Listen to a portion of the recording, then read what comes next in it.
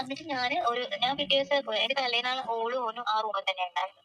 ആ റൂമിലാ കിടന്നേന്ന് എന്റെ അടുത്ത് റിന്നു പറഞ്ഞു. അപ്പൊ ഞാൻ ചോദിച്ചു നിങ്ങൾക്ക് എന്താ പുറത്ത് കിടന്നോടെ, ആ കുട്ടിക്ക് ഇഷ്ടമാണെങ്കിൽ അത് ഉള്ളിൽ കിടന്നു. ശിവൻ പറയാം ഞാൻ ഉള്ളിൽ കിടന്ന് നമ്മൾ തമ്മിൽ അങ്ങനെയൊന്നും ഉണ്ടായിട്ട് നീ വേണമെങ്കിൽ വിശ്വസിച്ചാൽ മതി. അങ്ങനത്തെ ഒരു മൈൻഡ്. എന്നിട്ട് ഇവരെ 4:30 വരെ വർത്താനം പറഞ്ഞാൽ 4:30 KFC ഓർഡർ ചെയ്ത് വേണമെങ്കിൽ സെറ്റിൽന്ന് ഓർഡർ ചെയ്ത് കാണിച്ചു തരാം ഡീറ്റെയിൽസ്. അപ്പൊ എനിക്ക് എന്തോ എനിക്ക് അങ്ങനെ കാര്യം ഒന്ന് നോർമലൈസ് ചെയ്യാൻ വേണ്ടി പറ്റൂല എന്തൊക്കെ പറഞ്ഞാൽ. ഈ വീഡിയോ കാണുന്നതിന് മുന്നേ ഇതിൻ്റെ ഫസ്റ്റ് പാർട്ട് ഞാൻ ഓൾറെഡി ഞാനത് പബ്ലിക് ആക്കിയിട്ടുണ്ട്, അത് ഷെയർ ചെയ്തിട്ടുണ്ട്. അത് കണ്ടതിന് ശേഷം നിങ്ങൾ അത് പൂർണ്ണമായിട്ട് കണ്ടതിന് ശേഷം മാത്രം ഇത് കാണുക, എന്നാലും എന്തെങ്കിലുമൊക്കെ മനസ്സിലാവും. ഇനി അടുത്തത് ഇതോടുകൂടെ എൻ്റെ ഞാൻ ആൾക്കാരെ എക്സ്പോസ് ചെയ്ത വീഡിയോസ് ആയിക്കോട്ടെ, അല്ലെങ്കിൽ നമ്മുടെ അനുഭവങ്ങൾ എക്സ്പീരിയൻസ് ഷെയർ ചെയ്തായിക്കോട്ടെ, അതെല്ലാം ഇതോടുകൂടെ അവസാനിച്ചു. അതായത് ഞാൻ ഇതുവരെ നിങ്ങളുമായിട്ട് ഷെയർ ചെയ്തത് എങ്ങനെയാണ്, കുറച്ച് ഓവർ എക്സാഗറേറ്റഡ് ആയിട്ട്, അല്ലെങ്കിൽ സ്വയം അമിതമായിട്ട് നമ്മൾ സ്വയം പൊക്കിക്കൊണ്ട് കുറച്ചൊരു the mode of the way of representing അത് എൻ്റലി ഡിഫറെൻ്റ് ആയിരുന്നു.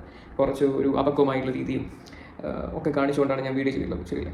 അപ്പോൾ അത് ഈ ഒരു വീഡിയോയുടെ കൂടെ കഴിഞ്ഞു. ഓൾറെഡി ഞാൻ ടാക്സി ഡ്രൈവിംഗ് വ്ളോഗ് എക്സ്പീരിയൻസ് ഒക്കെ ഞാൻ ഓൾറെഡി നിർത്തിയിട്ട് ഇപ്പോൾ 2-3 മാസമായി.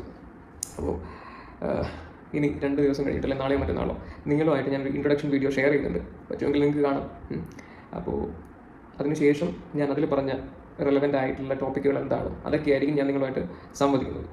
ഇത് ഞാൻ ഇന്ന് ഈ ഒരു വീഡിയോയിലേക്ക് എത്തുന്ന ദൂരം എന്ന് പറയുമ്പം ഏതാനും വർഷങ്ങളാണ് ശരിക്കും പറഞ്ഞു കഴിഞ്ഞാൽ. അതായത് ഞാൻ ഒത്തിരി വർഷ കാലയളവായിട്ട് ഞാൻ ഇതിനെപ്പറ്റി പഠിക്കാനും പ്രാക്ടീസ് ചെയ്തുകൊണ്ടിരിക്കുകയാണ്. അപ്പോൾ പിന്നെ പലർക്കും തോന്നിയിട്ടുണ്ടാവും, എൻ്റെ ചില സുഹൃത്തുക്കളും ഞാനുമായിട്ട് ക്ലോസ് ആയിട്ട് കണക്റ്റഡ് ആയിട്ടുള്ള ചില ആൾക്കാരും ചോദിക്കാറുണ്ട്, എടാ വരുന്നത് എനിക്ക് ഇത്രയും കോൺഫിഡൻസ് എങ്ങനെയാണ്? അതായത് ചില വീഡിയോകളിൽ തീർത്തും ആൾക്കാർക്ക് പരിഹസിക്കാൻ മാത്രമുള്ള തരത്തിലുള്ള അവതരണങ്ങളായിരിക്കും എൻ്റെ അവതരിപ്പിക്കുന്ന രീതി പോലും. നമ്മൾ ആൾക്കാരെ കൊണ്ട് കുറ്റം പറയിപ്പിക്കാം, അങ്ങനത്തെ തരത്തിലുള്ള അവതരണ രീതിയാണ് എൻ്റെ ചിലപ്പോൾ. പിന്നെ വലിയ കാര്യമാണ് നടക്കുന്നത്, അല്ലെങ്കിൽ ഞാൻ അങ്ങനെ ചെയ്തു ഇങ്ങനെ ചെയ്തു, പോലീസ് സ്റ്റേഷനിൽ പോയി ഇതാണെന്നൊക്കെ പറഞ്ഞിട്ട് സംസാരിക്കുമ്പോൾ പോലും കാണുന്ന ഓഡിയൻസിനെ സംബന്ധിച്ചിടത്തോളം അവരും ചിരി വരും. ശരിയല്ലേ? ചിരി വരും. മുന്നേ നമ്മൾ സന്തോഷ് പണ്ഡിറ്റ് എന്ന് പറഞ്ഞ വ്യക്തി, അദ്ദേഹത്തിന് ശരിക്കും പറഞ്ഞാൽ ഞാൻ കുറേ കൊല്ലം മുന്നേ നമ്മുടെ പുള്ളിക്കാരൻ്റെ ഈ വീഡിയോകൾ ഫേസ്ബുക്കിലൊക്കെ വരുമായിരുന്നു. അന്നൊക്കെ പറഞ്ഞാൽ പണ്ട് അന്നൊക്കെ എന്ന് പറഞ്ഞാൽ ആൻഡ്രോയിഡ് സ്മാർട്ട് ഫോണൊക്കെ വരുന്നുള്ളൂ. അപ്പോൾ അന്നൊക്കെ എന്ന് പറഞ്ഞാൽ നമ്മൾ പുള്ളിനെ ട്രോളാറുണ്ട്, ശരിയല്ലേ? പുള്ളിനെ നമ്മൾ പരിഹസിക്കാറുണ്ട്. കാരണം ശരിക്കും പറഞ്ഞാൽ പുള്ളി നമ്മളെ എൻ്റർടൈൻ ചെയ്തുകൊണ്ടിരിക്കുക. അതായത് ഒരു ഡിഫറെൻറ്റ് മെത്തേഡാണ് പുള്ളി ചെയ്തിരിക്കുന്നത്. ഇപ്പം നമുക്ക് ഒരു നല്ലൊരു ബ്ലോക്ക് ബസ്റ്റർ ഫിലിം അല്ലെങ്കിൽ ഇപ്പം എന്താ പറയേണ്ടത്, നല്ലൊരു ക്രിയാത്മകമായിട്ട് നല്ല രീതിയിൽ മേക്ക് ചെയ്തുകൊണ്ടൊരു സിനിമ എന്ത് ചെയ്യുക, റിലീസ് ചെയ്യാം. അതല്ലാതെ ആൾക്കാർക്ക് ചിരി വരുന്ന രീതിയിൽ ഇത്തരത്തിലുള്ള വീഡിയോസും ചെയ്യാം, ശരിയല്ലേ? അപ്പോൾ എന്തിരുന്നാലും നമുക്ക് ശരിക്കും പറഞ്ഞാൽ എൻ്റർടൈൻമെൻറ്റാണ്. അപ്പോൾ അതേപോലെ ഞാനിപ്പം കട്ടി ഭാഷാ പ്രയോഗങ്ങളുമായിട്ട് മറ്റേ ഒരു അധ്യാപകൻ പറയുന്നത് പോലെ വന്നിരുന്ന് പറഞ്ഞു കഴിഞ്ഞാൽ ആൾക്കാർക്ക് വലിയ താല്പര്യമൊന്നും ഉണ്ടാവില്ല. ആൾക്കാർക്ക് ശരിക്കും പറഞ്ഞാൽ എന്തെങ്കിലും ഒരു ഇത് വേണം, കുറച്ചൊരു പുളിപ്പും മധുരമൊക്കെ കിട്ടിക്കഴിഞ്ഞാൽ മാത്രമേ ആൾക്കാർക്ക് അത് കണ്ടിരിക്കാൻ പറ്റുള്ളൂ. പൊതുവേ ആൾക്കാരുടെ ഒരു സ്വഭാവം എന്ന രീതി എന്ന് പറഞ്ഞാൽ ആരെയും പ്രശംസിക്കാൻ അറിയില്ല. എല്ലാവർക്കും നല്ല ആൾക്കാർക്ക് പ്രശംസിക്കുന്നതിൽ കൂടുതൽ ആൾക്കാർക്ക് മറ്റുള്ളവരുടെ കുറ്റവും കുറവും പറയുന്നതില്ല താല്പര്യം. അപ്പോൾ അങ്ങനെ ആകുമ്പോൾ ഞാൻ വിചാരിച്ചു എന്നാൽ പിന്നെ കുറച്ച് അങ്ങനെ അത്തരത്തിൽ എങ്ങനെയെങ്കിലും വീഡിയോസ് ചെയ്യാം. അപ്പോൾ അതുകൊണ്ട് തന്നെ ഞാൻ പറഞ്ഞ പോലെ പല വീഡിയോകളിലും പല അവതരണ ശൈലി തന്നെ ഞാൻ വീഡിയോ ചെയ്യുന്ന സമയത്ത് ആൾക്കാർക്ക് ഒരു ഇച്ചിരി ഇറിറ്റേറ്റഡ് ആകുന്ന തരത്തിൽ, അല്ലെങ്കിൽ ആൾക്കാർക്ക് അവരുടെ മനസ്സിനകത്തുള്ള കുറ്റവും കുറവും അല്ലെങ്കിൽ ആ ഒരു ടോക്സിസിറ്റി ഉണ്ടല്ലോ, അത് കമൻറ്റ് ബോക്സിലൂടെ വരുന്ന തരത്തിൽ ഞാൻ അവതരിപ്പിക്കും. അതങ്ങനെ. പിന്നെ എൻ്റെ മറ്റൊരു ഇൻറ്റൻഷൻ എന്ന് പറഞ്ഞാൽ എൻ്റെ പണ്ടൊക്കെ എന്ന് പറഞ്ഞാൽ നാട്ടിൽ എന്ന് പറഞ്ഞാൽ ഭയങ്കര ആക്റ്റീവായിരുന്നു. എല്ലാ തരത്തിലും നമ്മുടെ നാട്ടിൽ എന്ന് പറഞ്ഞു കഴിഞ്ഞാൽ പൂണ്ട് വിളയാടിയ ഒരു കാലം ഉണ്ടായിരുന്നു. ഞാൻ ഈ 2K വാണങ്ങളിൽപ്പെട്ട ഒരാളല്ല, അത് നിങ്ങൾ മനസ്സിലാക്കുക. ഇപ്പോഴത്തെ 2K കിഡ്സ് ഉണ്ടല്ലോ, അതിൽപ്പെട്ട ഒരാളല്ല. അപ്പോൾ നമ്മൾ പഴഞ്ചൻ ടൈപ്പ്, അല്ലെങ്കിൽ നമ്മൾ ഈ നാട്ടിൻ പുറത്തുനിന്നൊക്കെ കിടന്ന് കളിച്ച് പരങ്ങി അങ്ങനെയുള്ളൊരു ജീവിതശൈലിയായിരുന്നു. ബട്ട് കഴിഞ്ഞ കുറച്ച് കാലയളവുകളായിട്ട് ഞാനങ്ങനെ നാട്ടുകാരായിട്ടൊന്നും വലിയ കോൺടാക്റ്റ് ഇല്ല. അതിന് പല കാരണങ്ങളുണ്ട്, അതൊക്കെ ഞാൻ ഏതെങ്കിലും വീഡിയോസിൽ നിങ്ങളുമായിട്ട് ഷെയർ ചെയ്യാം. അപ്പോൾ എൻ്റെ നാട്ടിൽ ചിലവരായിട്ടൊക്കെ എനിക്ക് പ്രശ്നങ്ങളെന്ന് പറഞ്ഞു കഴിഞ്ഞാൽ ഇപ്പം ഞാൻ കുറച്ച് പ്രതികരണ ശേഷി കൂടിയ ഒരു ഇനം സാധനമാണ്. ഇപ്പം എൻ്റെ വീട്ടിൻ്റെ വാതിക്കൽ അല്ലെങ്കിൽ ഗേറ്റിൻ്റെ തൊട്ട് സമയത്ത് ഒരുത്തം വന്ന് മൂത്രമൊഴിച്ച് കഴിഞ്ഞാൽ നീ എന്താ മൂത്രമൊഴിക്കുന്നത്, എനിക്ക് അപ്പുറം പോയിക്കൂടെ എന്ന് പറഞ്ഞാൽ ഞാൻ ആട്ടി ഓടിക്കും. അല്ലെങ്കിൽ എൻ്റെ വരുന്ന വഴിക്ക് ഈ തോന്നുന്ന മാതിരി ആൾക്കാർ കൊണ്ട് വേസ്റ്റ് ഇട്ട് കഴിഞ്ഞാലും ഞാനത് പ്രതികരിക്കും. തെറ്റുണ്ടായി ഞാൻ പറയും, അത് ഇന്നയാൾ തോന്നി നോക്കൂല. പിന്നെ എന്ന് പറഞ്ഞാൽ നമ്മൾ വളരെ പീസ് ആൻഡ് കാം ആയിട്ട് ജീവിച്ചു പോകുന്നത് ഇഷ്ടപ്പെടാത്ത ആൾക്കാരുണ്ടാവും. അങ്ങനെയുള്ള ആൾക്കാർ നമ്മൾ ഏതെങ്കിലും രീതിയിൽ നമ്മളെ തോണ്ടിക്കൊണ്ടിരിക്കും. അപ്പോൾ അങ്ങനെയുള്ള ആൾക്കാരൊക്കെ ഉണ്ട് എൻ്റെ നാട്ടിൽ. പിന്നെ എന്ന് പറഞ്ഞാൽ ഈ പറഞ്ഞ ആൾക്കാരെ കൊണ്ടൊക്കെ എൻ്റെ നാട്ടിൽ കുറച്ച് നമ്മളെ പറ്റിയൊക്കെ അപവാദം പ്രചരിപ്പിക്കാൻ പാകത്തൊരു എന്ത് ചെയ്യാം, എന്തെങ്കിലുമൊക്കെ കാട്ടിക്കൂട്ടുക. അപ്പോൾ ഒന്നും വേണ്ട. ഇപ്പോൾ ഞാനിപ്പോൾ നോർത്ത് ഈസ്റ്റിൽ പോയ സമയത്ത് പോലും, നോർത്ത് ഈസ്റ്റ് എക്സ്പെഡിഷൻ നടത്തിയ സമയത്ത് പോലും ഞാനൊരു വ്ളോഗിൽ നാഗാലാൻഡിലൊരു പെൺകുട്ടിയുമായിട്ട് ഞാനൊരു യാത്ര നടത്തിയിരുന്നു. യാത്ര നടത്താന്ന് വെച്ചാൽ ഞാൻ ഡേറ്റിംഗ് ഒന്നുമില്ല, ജസ്റ്റ് ഒരു 1-2 മണിക്കൂറത്തെ വ്ളോഗിങ്ങിനിടെ ഞാൻ ആ കുട്ടിയെയും കൂട്ടി ഈ പറഞ്ഞ നാഗാലാൻഡ് ടൗണൊക്കെ ഞാൻ കറങ്ങിയിട്ടുണ്ടായിരുന്നു. അപ്പോൾ അങ്ങനെ ചെയ്യുമ്പോൾ പോലും ഇവിടെ ആൾക്കാർക്ക് ഇറിറ്റേറ്റഡ് ആവുന്നുണ്ട്. എൻ്റെ നാട്ടിൽ ഞാൻ ആ ഒരു കണ്ടന്റ് ചെയ്തപ്പോൾ ഇവിടുത്തെ ചില ആൾക്കാർ നാട് മൊത്തം കുട്ടി ഒഴിച്ചു. നമ്മുടെ ഇയാളുടെ മോൻ ഒരു പെൺകുട്ടീനെ കൊണ്ട് അവിടെയൊക്കെ പോയിട്ട് കറങ്ങുന്നുണ്ട്, എന്തൊക്കെ ചെയ്ത് കാണും, അതാണ് ഇതെന്നൊക്കെ പറഞ്ഞിട്ട് ഇവിടെ അപവാദം പ്രചരിപ്പിക്കാൻ തുടങ്ങി. പിന്നെ അപ്പോൾ അതാണ് ഇപ്പം ഞാൻ ഒരു പുക മറയത്ത്, ഇപ്പം ഫോർ എക്സാമ്പിൾ ഏതെങ്കിലും ഒരു പബ്ബ് പാർട്ടി അല്ലെങ്കിൽ മറ്റേതെങ്കിലും ഒരു അത്തരത്തിലൊരു കോസി റെസ്റ്റോറൻറ്റിലൊക്കെ പോയിട്ട് എൻ്റെ ഓപ്പോസിറ്റോ എൻ്റെ പിൻ സൈഡിൽ നിന്ന് ആരെങ്കിലും ഒരുത്തൻ ഹുക്ക വലിച്ചാൽ പോലും അടുത്ത ദിവസം ഇവിടെ ആൾക്കാരെന്താ പറയാന്ന് അറിയാം, എൻ്റെ ഇന്നേ മാഷിൻ്റെ മോൻ ഇവിടുന്ന് കഞ്ചാവൊക്കെ വലിച്ചിട്ട് അടിച്ച് പൊളിക്കുകയാണ് ബാംഗ്ലൂർ എന്ന് പറയും. അപ്പോൾ ഞാൻ ഇപ്പം ഒരു മോട്ടോർ വെഹിക്കിൾ ആക്സിഡൻറ്റ്, ചെറിയൊരു വണ്ടി തട്ടിമുട്ടി, ആ ഒരു കണ്ടന്റ് ഞാൻ ചെയ്തിട്ടുണ്ടെങ്കിൽ എൻ്റെ വണ്ടി ഇടിച്ചു എന്നും പറഞ്ഞൊരു കണ്ടന്റ് ഞാൻ എറണാകുളത്ത് വെച്ച് ചെയ്ത് കഴിഞ്ഞാൽ അത് ഇവിടെ എങ്ങനെയാണ് റിഫ്ലക്ട് ചെയ്യാൻ അറിയാം. അത് ഇവിടെ എങ്ങനെ റിഫ്ലക്ട് ചെയ്യുന്നത് വെച്ച് കഴിഞ്ഞാൽ നിങ്ങൾ കണ്ടോ മറ്റേ മാഷിൻ്റെ മോൻ അവിടെ പോയിട്ട് അവിടെ ഏതൊരു വണ്ടിയായിട്ട് ഇടിച്ച് ഒരു പോലീസ് സ്റ്റേഷനിൽ കയറി ഇറങ്ങിയത്, എൻ്റെ മോനെ ഓൻ ഫുള്ള് ഫ്രോഡ്, ഓൻ ഫുള്ള് മറ്റേ വെറും ക്രാക്ക് സാധനമാണ് എന്നൊക്കെ പറഞ്ഞിട്ട് ഇവിടെ എന്ത് ചെയ്യും, ആൾക്കാരെന്ത് ചെയ്യും, എനിക്കൊരു നെഗറ്റീവ് ഇംപ്രഷൻ ഉണ്ടാക്കിയെടുക്കും. ഞാൻ എന്ത് ചെയ്ത് കഴിഞ്ഞാലും ഇപ്പോൾ ഞാനിപ്പോൾ യൂബറിൽ ഒരു കസ്റ്റമറുമായിട്ട് അടിപൊളിയായി, അവർ ഇറക്കി വിട്ട് കഴിഞ്ഞാലും അതിലെന്തെങ്കിലും ഒരു കുറ്റം കണ്ടെത്തി ഇവിടെ എന്ത് ചെയ്യും, ആൾക്കാർ എന്ത് ചെയ്യും, പ്രൊമോട്ട് ചെയ്യും. ഇപ്പോൾ ഞാനൊരു കേസുമായിട്ട് ബന്ധപ്പെട്ടിട്ട് അല്ലെങ്കിൽ ഞാനൊരു പോലീസ് സ്റ്റേഷനിൽ പോയി കഴിഞ്ഞാൽ അത് അവതരിപ്പിക്കുമ്പോൾ ശരിക്കും ആൾക്കാർക്ക് അതിൽ ചിരി വരണം. അത് കാണുമ്പോൾ ഇവരെന്താണ് ഈ കാണിക്കുന്നത്, ഇവരൊരു പോലീസ് സ്റ്റേഷനിൽ പോകാനാണ് ഇത്രയും വലിയ സംഭവമാക്കുന്നത് എന്നും പറഞ്ഞിട്ട് ആൾക്കാർ ചിരിപ്പിക്കണം. ആൾക്കാർ അതിൻ്റെ പിറകെ നടന്നുകൊണ്ട് അതിനെപ്പറ്റി മാക്സിമം കുത്തിത്തിരിപ്പുകൾ ഉണ്ടാക്കിയിട്ട് പ്രചരിപ്പിക്കുക. എന്നെപ്പറ്റി ആൾക്കാർ രണ്ട് കുറ്റം പറഞ്ഞു കഴിഞ്ഞാൽ എനിക്ക് സന്തോഷം, കാരണം അതെല്ലാം എന്നുള്ളത് എനിക്ക് നന്നായിട്ട് അറിയാം. ബട്ട് ഞാൻ ചെയ്യുന്നതെന്ന് പറഞ്ഞു കഴിഞ്ഞാൽ ഞാൻ എന്നുള്ള ഒരുവിന് വേണ്ടിയിട്ട് ഈ പറഞ്ഞ ആൾക്കാരൊക്കെ അവരുടെ സമയം വേസ്റ്റ് ചെയ്തുകൊണ്ടിരിക്കുകയാണ്. അവിടെയാണ് എൻ്റെ വിജയം. അതായത് ഞാൻ ഒന്നുമല്ലാത്ത എന്നെ പറ്റിയിട്ട് അവിടെ ആൾക്കാർ സംസാരിക്കുന്നുണ്ട്. ഞാൻ എറണാകുളത്ത് പല കാര്യങ്ങൾക്ക് വേണ്ടിയിട്ട്, ഇത് തള്ളല്ല, ഇത് ഒരു റിയൽ ആയിട്ടുള്ളൊരു കാര്യമാണ്.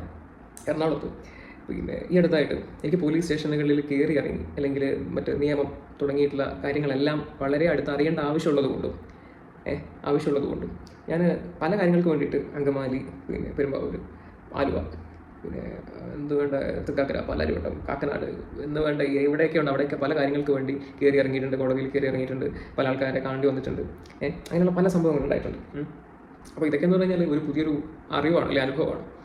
അപ്പോൾ നമ്മൾ ഇപ്പം നാളെ വലിയൊരു ക്രിക്കറ്റർ ആകണമെന്ന് വിചാരിച്ചിട്ട് ഇപ്പം നാളെ എനിക്ക് നല്ലൊരു ക്രിക്കറ്ററായിട്ട് ഇന്ത്യൻ ടീം നടത്തണം. അപ്പോൾ എന്ന് പറഞ്ഞു കഴിഞ്ഞാൽ ഒരു അറ്റ്ലീസ്റ്റ് ഒരു കോർക്കിൽ ഒരു സ്റ്റിച്ച് ബോർഡ് കൊണ്ട് ഒരു അടി കിട്ടണം എപ്പോഴെങ്കിലും. അതായത് ഒരു സ്റ്റിച്ച് ബോർഡ് അറ്റ്ലീസ്റ്റ് നമ്മളെ കൈക്കോ തുടക്കോ ദേഹത്തോ എവിടെയെങ്കിലും ഒന്ന് തട്ടിക്കഴിഞ്ഞിട്ട് അതിൻ്റെ വേദനയൊന്നും അറിയണം.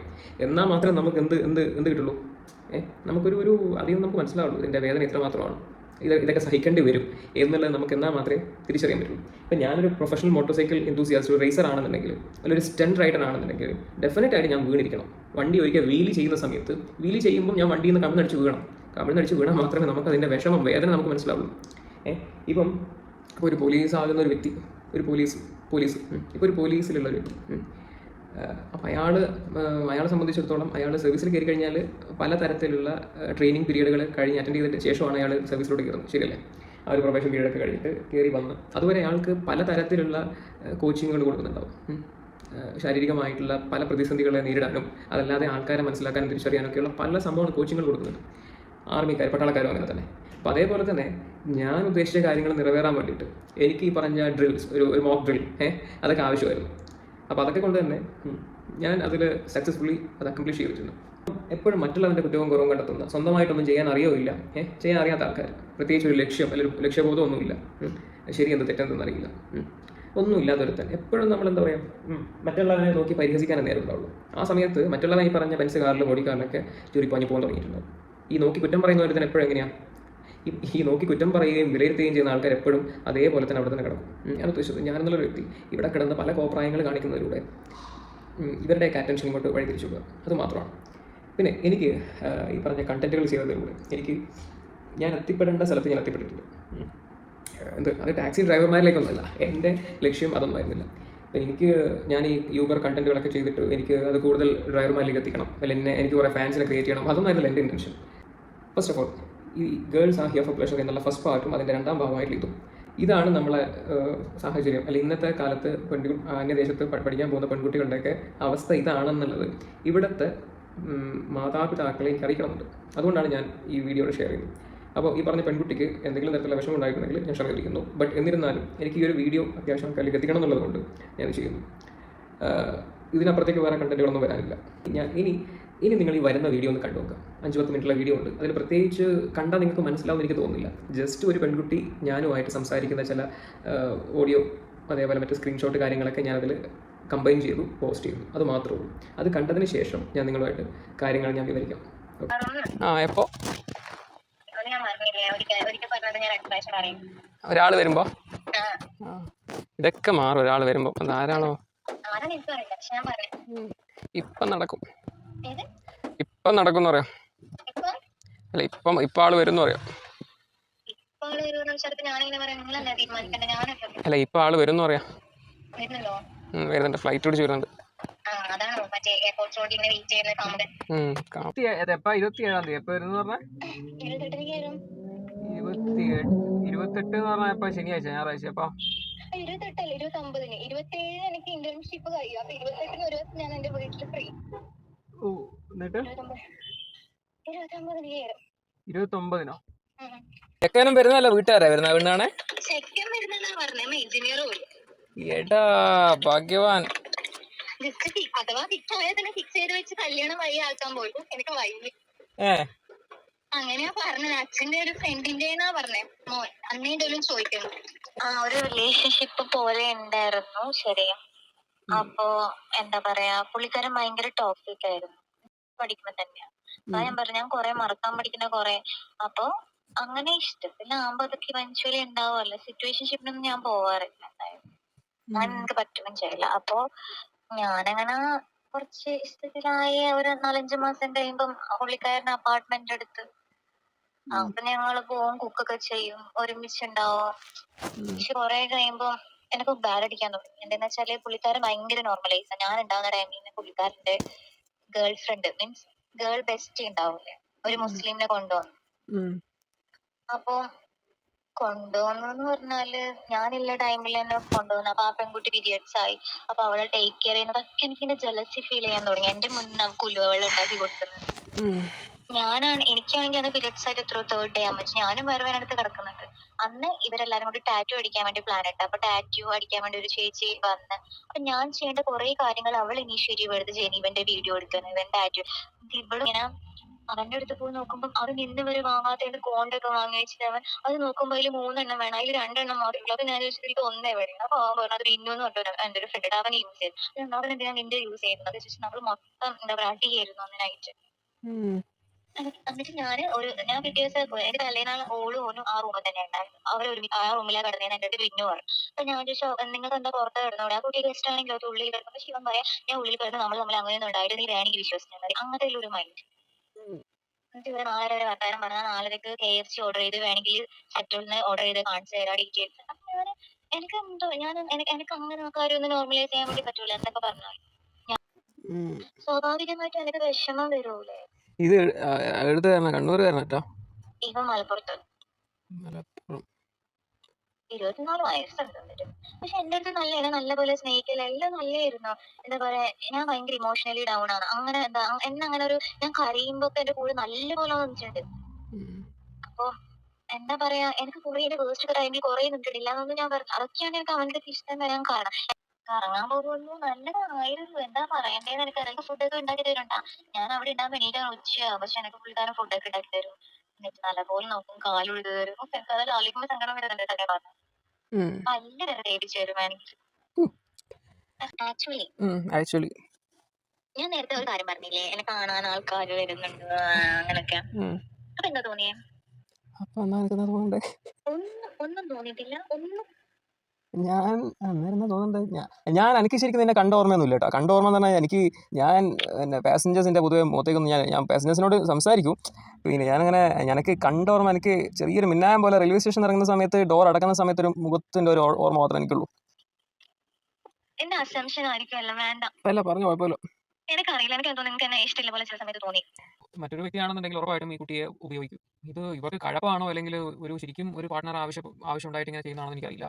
എന്തോ ഒരു ട്രോമ ആയിരിക്കാം, മേ ബി എനിക്കറിയില്ല. I want you to be with me for my entire life. പറ്റുമോ ഇയാൾക്ക്? നിങ്ങളെ വിളിച്ചപ്പോൾ ഞാൻ ഫുഡ് കഴിക്കാൻ പറഞ്ഞു, ഞാൻ കോൾ കണ്ടില്ല, കുറച്ച് കഴിഞ്ഞ് വിളിക്കാം. ഇപ്പോൾ എനിക്ക് മിണ്ടാനാവണില്ല, മൂഡില്ല. അതുപോലെ ഇവള് പർപ്പസ്ഫുള്ളി ഇങ്ങനെ പലരെയും ട്രാപ്പ് ചെയ്യുന്നുണ്ട്. എൻ്റെ ഇതിൽ വരുന്നില്ല. ദാറ്റ് മീൻസ് അവൾ എൻ്റെ കോൺടാക്റ്റ് ഡിലീറ്റ് ചെയ്തിട്ടുണ്ട്. നിങ്ങൾക്ക് ഫുൾ ഡൗട്ടാണ്, ഫസ്റ്റ് അത് മാറ്റി എന്നൊക്കെ പറഞ്ഞിട്ട് ഇവൾ വിക്ടിം കാർഡ് പ്ലേ ചെയ്തുകൊണ്ടിരിക്കുന്നു. എന്താ പറഞ്ഞേ? ആരുമായിട്ട് അവരുമായിട്ട് കല്യാണം ഉറപ്പിച്ചോ? ഞാൻ പറഞ്ഞു, പറഞ്ഞു ഇനി എന്തിനാ വെറുതെ ഞാൻ വെയിറ്റ് ചെയ്യാനാ. എന്ത്? അല്ല, ഇനി ആരെ വെയിറ്റ് ചെയ്യാനാ? ഞാൻ പറഞ്ഞു എനിക്ക് കുഴപ്പമൊന്നുമില്ലാന്ന് പറഞ്ഞു. അപ്പോൾ കല്യാണം എപ്പോഴോ? അതൊന്നും ഇപ്പോഴേ ഇല്ല എന്തായാലും. എനിക്ക് ഇതേപോലെ പിന്നെ റിക്വസ്റ്റുകൾ വരാറുണ്ട്, പിന്നെ മെസ്സേജുകൾ വരാറൊക്കെ ഉണ്ട്. എൻ്റെ ഇൻസ്റ്റാഗ്രാമിൽ പഴയ ഇൻസ്റ്റാഗ്രാമിലാണ് ഞാൻ മെസ്സേജ് റിക്വസ്റ്റ് ഓഫ് ചെയ്തതിൻ്റെ കാരണം എനിക്ക് ആരുമായിട്ട് അങ്ങനെ അറ്റാച്ച്ഡ് ആവാൻ താല്പര്യമില്ല എന്നുള്ളതാണ്. നിന്റെ കയ്യിൽ നിനക്കന്ന് ഗൂഗിൾ പേയിലാണ് എനിക്ക് പൈസ അയച്ചു തരുന്നത് അല്ലേ? ബാക്കി എന്നോട് സംസാരിക്കാൻ താല്പര്യമുണ്ട് എന്നുള്ളത് എനിക്ക് മനസ്സിലായിരുന്നു. കാരണം നീ ആരോട് സംസാരിക്കുന്ന എക്സ് ബോയ് ഫ്രണ്ടിനോട് സംസാരിച്ച ഫോണിൽ അതുവരെ അവനോട് എന്താ ശ്രീരാഗ അവനോട് സംസാരിക്കുന്ന സമയത്ത് എനിക്കറിയായിരുന്നു നീ അത് കോൾ കട്ട് ചെയ്യാൻ വേണ്ടിയിട്ട് നിനക്ക് മേ ബി നിനക്ക് എന്നോട് സംസാരിക്കാൻ താല്പര്യമുണ്ട്, അല്ലെങ്കിൽ നിനക്ക് അവനോട് സംസാരിക്കാൻ താല്പര്യമില്ല എന്നുള്ളത് എനിക്ക് മനസ്സിലായി. ശരിയല്ലേ? എന്നിട്ട് നീ മെസ്സേജ് അയച്ചത് പിന്നെ ചെറിയൊരു ഇൻട്രസ്റ്റ് ഉള്ളത് കൊണ്ടല്ലേ? ഇൻട്രസ്റ്റ് ഉള്ളതാണ്. ഓക്കെ, ഞാൻ കുറ്റപ്പെടുത്താൻ വേണ്ടിയിട്ടൊന്നല്ല വിളിക്കുന്നത്, പേടിക്കണ്ട. ഞാൻ കുറ്റപ്പെടുത്താൻ വേണ്ടിയിട്ടല്ല സംസാരിക്കുന്നതെന്ന്. ഓക്കെ, നീ മെസ്സേജ് അയച്ചതിന്റെ റീസൺ എന്താ ശരിക്കും? അതിലൂടെ വാട്സാപ്പിലൂടെ കമ്മ്യൂണിക്കേഷൻ എടുക്കാൻ വേണ്ടിയിട്ടല്ലേ? എന്തുകൊണ്ടാണ് എന്നെ ഇഷ്ടപ്പെടാൻ കാരണം? ഞാൻ പറഞ്ഞല്ലോ, സംസാരിച്ചിരിക്കാൻ നല്ലതായിരുന്നു. പ്രോമിസ് ചെയ്ത് പറഞ്ഞു, നിന്റെ ഫാദർ പ്രോമിസ് ചെയ്ത് പറഞ്ഞു. ഫാദർ പ്രോമിസ് ഞാൻ ചെയ്യത്തില്ല. എന്തിനാ അതിന്റെ ആവശ്യം? അപ്പൊ അതിൽ മീഡിയ വഴി പരിചയപ്പെട്ടതല്ലേ? മാട്രിമോണിയൽ ത്രൂ നിനക്ക് വന്ന റിക്വസ്റ്റ് അല്ലല്ലോ അത്? അല്ല, എന്തായാലും ഇല്ലതാട്ടോ. ഞാൻ എന്താ പറയാ, അങ്ങോട്ട് പറഞ്ഞു എന്ന് പറഞ്ഞ കാര്യം ഇങ്ങോട്ട് പറഞ്ഞ മീൻസ് കുഴപ്പമില്ല, നമുക്ക് നോക്കാം, ജസ്റ്റ് കമ്മ്യൂണിക്കേറ്റ് ചെയ്ത് സംസാരിച്ച് വൈബ് സെറ്റ് ആവുന്നുണ്ടോ നോക്കാന്നൊക്കെ പറഞ്ഞു. മെഞ്ഞാന്ന് നീ രാത്രി വിളിച്ച സമയത്ത് നിന്നെ വിളിച്ച കിരണ വിളിച്ചേ? അപ്പൊ ഈ ഇങ്ങനെ ഇപ്പം നീ ഒരാൾക്ക് ഒരു ഹോപ്പ് കൊടുത്ത് അതേ സമയത്ത് നീ മറ്റൊരാളോട് കമ്മ്യൂണിക്കേറ്റ് ചെയ്യുമ്പോൾ നിനക്ക് ഒന്നും തോന്നില്ല? അപ്പൊ അതില് അല്ല, നീ ഇപ്പം എന്നോട് ഇത്രയും ഡീപ്പായിട്ട് പറഞ്ഞു, അപ്പം നമുക്ക് ചിലപ്പോൾ ഒരു ഫീലിങ്സ് വരും. എന്തേ? നിനക്ക് ഇതിനെപ്പറ്റി നല്ല ബോധ്യവും നിനക്കുണ്ട്. നീ ഓവറാക്ട് ചെയ്യുമായിരുന്നു. നീ മറ്റേ ചൈൽഡ് കുഞ്ഞായം കളി, നമ്മൾ അങ്ങോട്ടുള്ള ആൾക്കാർ ഈ കുഞ്ഞായം കളിയൊക്കെ ഭയങ്കരമായിട്ട് തൂറി മെഴുകിയിട്ടുണ്ടായിരുന്നു. നിന്റെയൊക്കെ വല്ല ആവശ്യമുണ്ടോ? Simply into some other business. So I am not doing that. I am not interested to. So simple. നിന്നെ പോലെ എത്രയാണെന്ന് നമുക്ക് മെസ്സേജ് ചെയ്യുന്നത് അറിയാം. ഓക്കെ, അത് എനിക്ക് കേൾക്കണ്ട. ഇത് ഇവിടെ തീർന്നു. ഇനി എനിക്ക് ഒരു തരത്തിൽ ഞാൻ അങ്ങോട്ടേക്ക് വരുന്നില്ല. എങ്ങോട്ടേക്ക്? അങ്ങോട്ടേക്ക് തന്നെ വിളിക്കാനോ മെസ്സേജ്. അത് ഞാൻ നിന്നോട് വിളിക്കാനെന്ന് പറഞ്ഞു, അല്ലെങ്കിൽ I don't need you are. എനിക്കെന്തിനാ? നീ ഒരു നല്ലൊരു ഫ്രണ്ട് ആയിട്ടാണെന്നുണ്ടെങ്കിൽ I would have kept you. That's all. അത് എല്ലാന്നുണ്ടെങ്കിൽ ഞാൻ എന്തിനാ നിന്നെ കീപ്പ് ചെയ്യേണ്ട ആവശ്യം ഒന്നുമില്ല. നീയാണ് ഇങ്ങോട്ട് മെസ്സേജ് വന്നത്, ശരിയല്ലേ? ഞാനാണോ? നീയാണോ മെസ്സേജ് വന്നത്? ഞാനാണോ?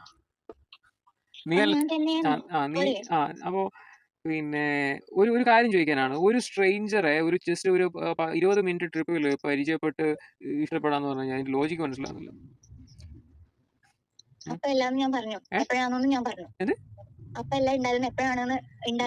നീ തന്നെ പറഞ്ഞിട്ടുണ്ട് വാട്സാപ്പിൽ നീ മെസ്സേജ് അയക്കാൻ കാരണം എനിക്ക് നിങ്ങളോട് കമ്മ്യൂണിക്കേറ്റ് ചെയ്യാൻ താല്പര്യം ഉണ്ടായിരുന്നു, അതുകൊണ്ടാണ് ഞാൻ വാട്സാപ്പിൽ നിങ്ങൾക്ക് മെസ്സേജ് അയച്ചിട്ട് അങ്ങനെ തുടങ്ങിയെന്ന് നീ പറഞ്ഞിട്ടുണ്ട്. Am I right? ശരിയല്ലേ?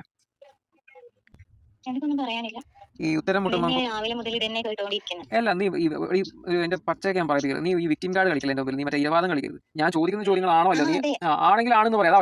നീ നേരത്തെ ഡയലോഗ് അടിച്ചു. അതേപോലെ നിന്നോട് ഒരൊറ്റ തന്നൊക്കെ പറഞ്ഞാണെന്നുണ്ടെങ്കിൽ ഇപ്പൊ കാര്യങ്ങൾ സമ്മതിക്കണം.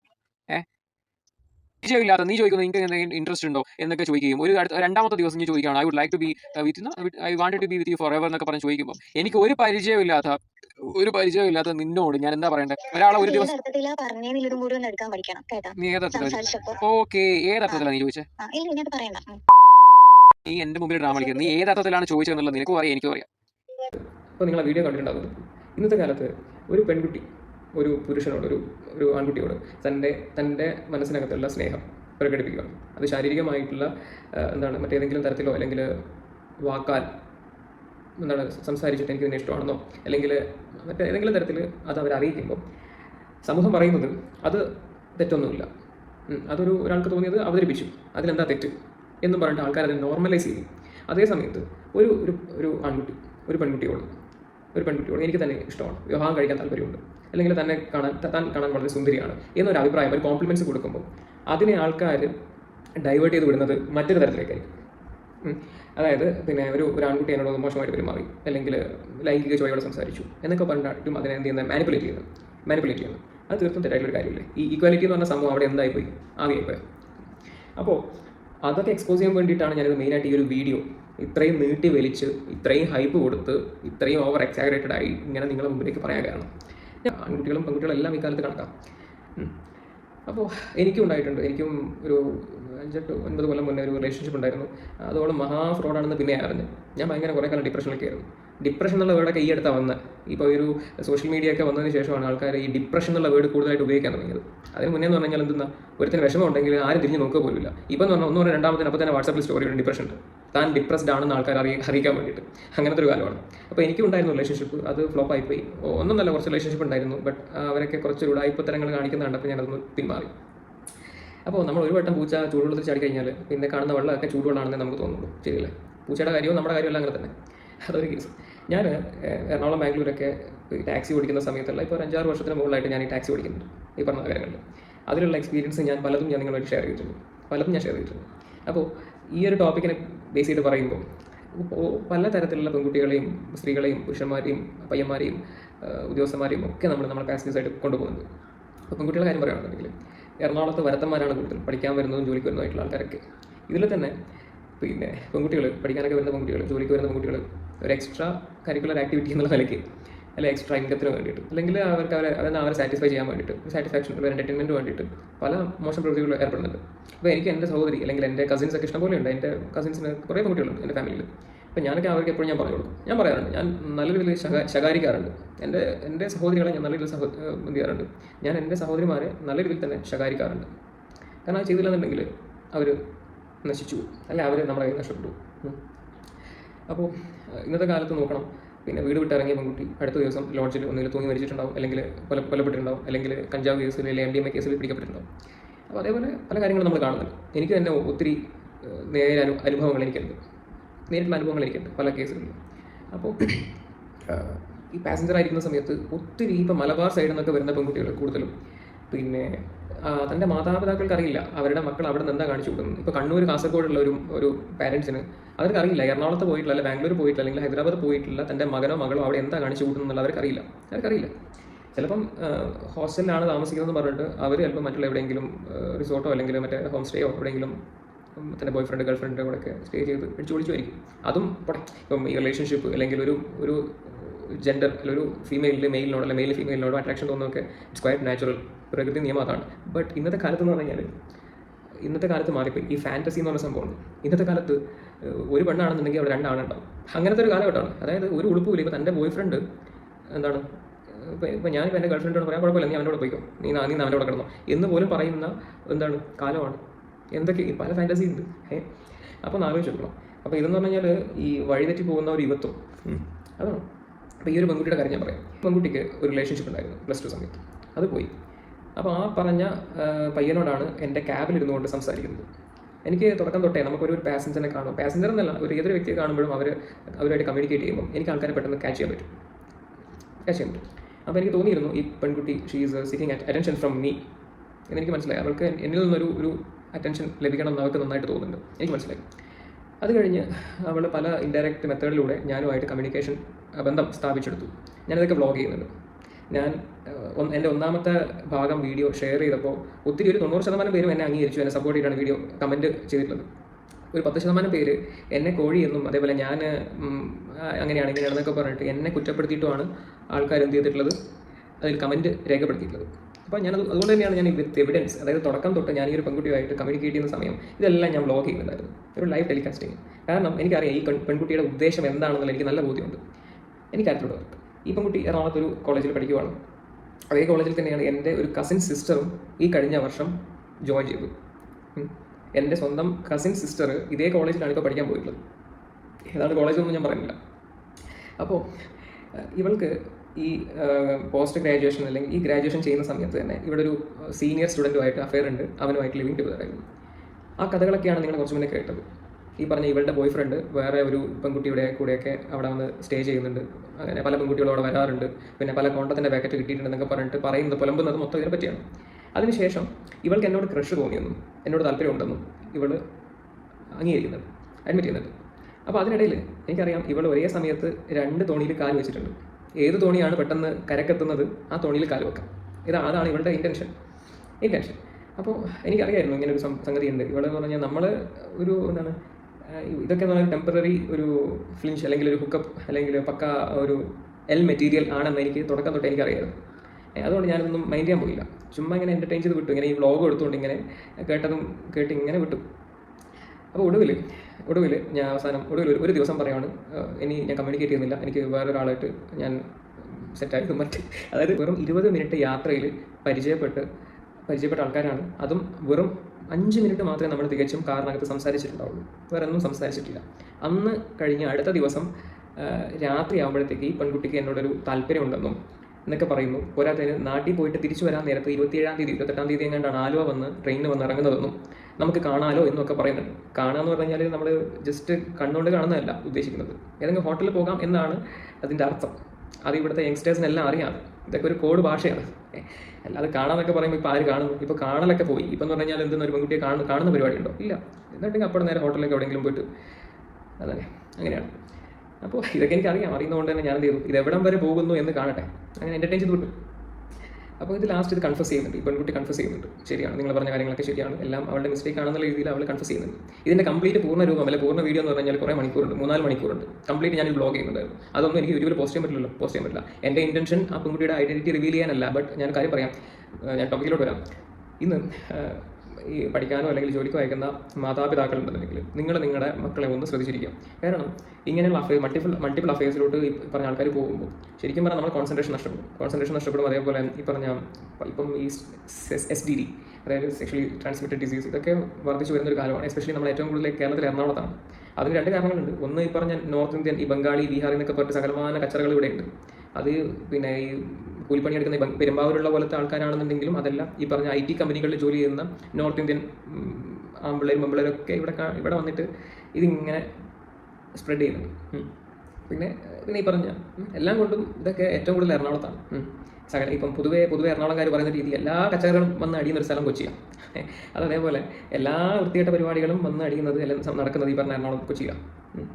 അപ്പോൾ ഇന്നത്തെ കാലത്ത് ഒത്തിരി ഇപ്പം എൻ്റെ നാട്ടിൽ വിഷ്ണുപ്രിയ എന്ന് പറഞ്ഞൊരു പെൺകുട്ടിയെ കൊലപ്പെടുത്തിയൊരു കേസ് ഉണ്ടായിരുന്നു. വിഷ്ണുപ്രിയ കൊല കേസ് ഒരു 2 വർഷമായിരുന്നു. മുത്താറിപ്പടിയ, കൂത്തുറമ്പും പാനൂര് മുത്താറിപ്പടിയ എന്ന സ്ഥലത്ത് പിന്നെ വീട്ടിൽ കയറി കൊലപ്പെടുത്തിയൊരു സംഭവം ഉണ്ടായിരുന്നു. അതായത് ഈ പെൺകുട്ടിക്ക് മറ്റേതൊരു അഫയർ ഉണ്ടെന്ന് കാണിച്ചിട്ട് ഇവളുടെ മുൻ കാമുകൻ വൈരാഗ്യത്താൽ വീട്ടിൽ കയറി കൊലപ്പെടുത്തിയൊരു സംഭവമായിരുന്നു. അതേപോലെ തന്നെ ഒട്ടനവധി സംഭവങ്ങൾ ഇതിനാസ്പദമായിട്ട് അല്ലെങ്കിൽ ഇതിനോട് ബന്ധപ്പെട്ട് കിടക്കുന്ന ഒട്ടനവധി സംഭവങ്ങൾ നമ്മുടെ സമൂഹത്ത് ഈ അടുത്ത് നടന്നിട്ടുണ്ട്. ഇവിടെ ആണും പെണ്ണും എല്ലാം കണക്കാം. നിങ്ങൾ ചെയ്തൊരു കാര്യം, എൻ്റെ മകൻ അല്ലെങ്കിൽ എൻ്റെ മകൾ അവളാണ് എനിക്കല്ല, അല്ലെങ്കിൽ അവനാണ് എനിക്കല്ല, അവൻ വേറെ ഒരു തെറ്റും ചെയ്യില്ല, അവൻ ആൾ നീറ്റാണ്, അവൻ മറ്റ് മോശം കൂട്ടുകെട്ടുകളിലൊന്നും പോയി പെടുന്ന ഒരാളല്ല, അല്ലെങ്കിൽ മറ്റുള്ള തരത്തിലുള്ള ലഹരി ഉപയോഗങ്ങളോ അല്ലെങ്കിൽ ഇങ്ങനത്തെ ഒന്നുമില്ല, വളരെ നല്ല കുട്ടിയാണെന്നുള്ള ധാരണ അത് തെറ്റിദ്ധാരണയാണ്. അതോടെ മാറ്റി വെച്ചേക്കാം.